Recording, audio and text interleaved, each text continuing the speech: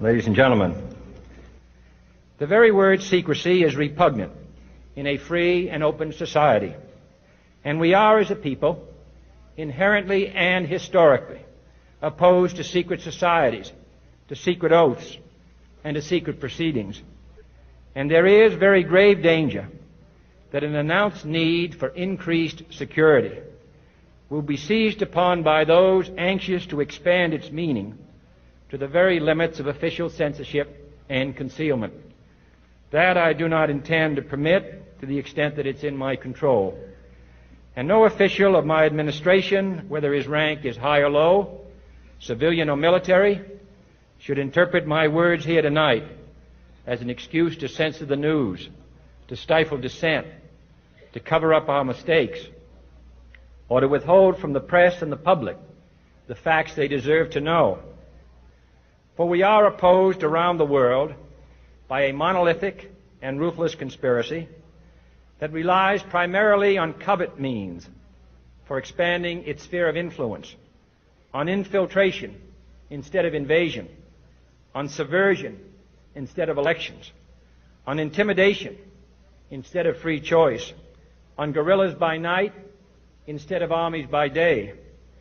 It is a system which has conscripted vast human and material resources into the building of a tightly knit, highly efficient machine that combines military, diplomatic, intelligence, economic, scientific, and political operations. Its preparations are concealed, not published. Its mistakes are buried, not headlined. Its dissenters are silenced, not praised.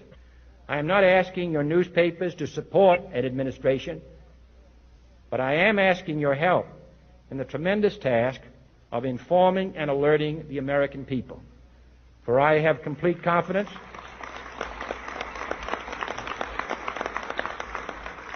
in the response and dedication of our citizens whenever they are fully informed. I not only could not stifle controversy among your readers, I welcome it. This administration intends to be candid about its errors.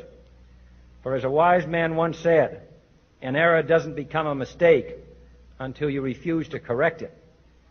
We intend to accept full responsibility for our errors, and we expect you to point them out when we miss them. Without debate, without criticism, no administration and no country can succeed, and no republic can survive. That is why the Athenian lawmaker Solon decreed it a crime for any citizen to shrink from controversy.